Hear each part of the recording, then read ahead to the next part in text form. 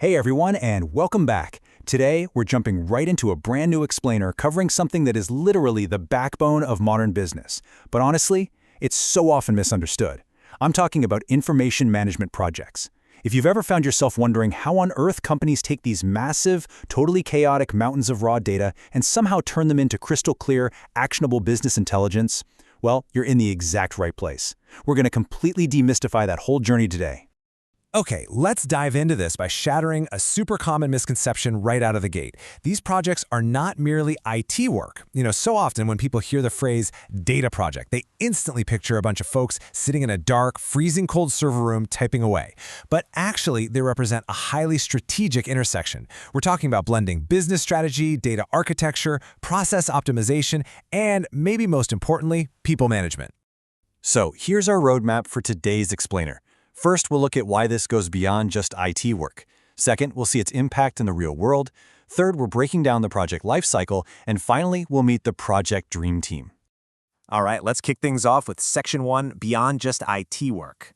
We really need to look at this as a critical business function, not just, technical plumbing. Bridging the gap between raw data and true business intelligence requires an intricate blend of technology and human factors. It's like a giant puzzle.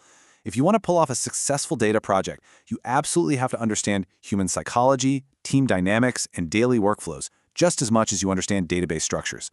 Because at the end of the day, you're building these systems for real people.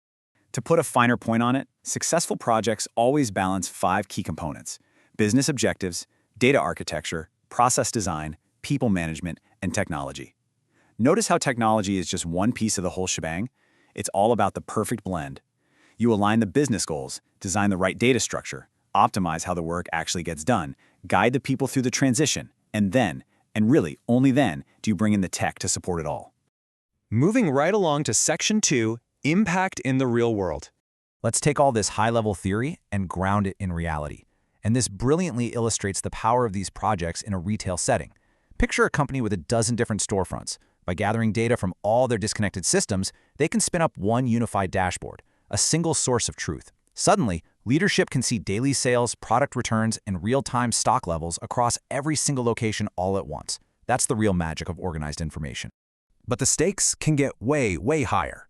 Over in healthcare, data quality isn't just about maximizing profit, it's quite literally about saving lives. A hospital might roll out an information management project that's entirely focused on data quality controls and duplicate detection algorithms. By making absolutely sure a patient's medical records are perfectly accurate and centralized, they directly cut down on medical errors. It's a total game changer for coordinating care across different hospital departments.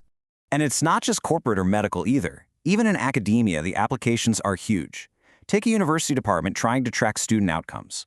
By building out a comprehensive database, they can monitor internships, juggle relationships with outside companies, track academic progress, and really measure the real-world success of their programs. It basically takes what used to be a complete logistical nightmare and turns it into a smooth, measurable process.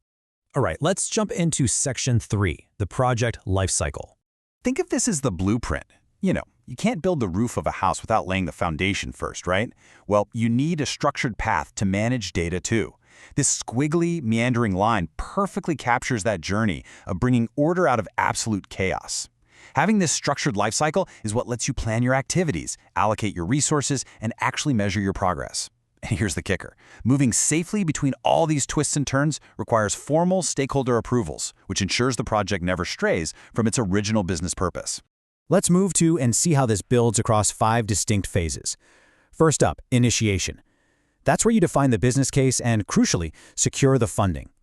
Next is planning, setting the scope, the timeline, and spotting any risks. Then we hit execution. This is the fun part, where the actual building and coding happen. But simultaneously, you've got monitoring running in the background, tracking progress and managing scope creep. Finally, closure. That's handing over the system, running the training, and logging lessons learned. Every single phase has its own very specific deliverables. Which brings us to our final stop, Section 4, the Project Dream Team. Executing that entire lifecycle is practically impossible without the right people. I like to think of this team as a highly specialized heist crew, where everyone has a very specific, non-overlapping job to pull off the mission. So, the crucial point is understanding how these roles contrast with each other. Look at the business owner versus the database engineer. The business owner is the one defining the requirements and deciding what success actually looks like. Meanwhile, the engineer takes those exact requirements and builds the technical pipelines.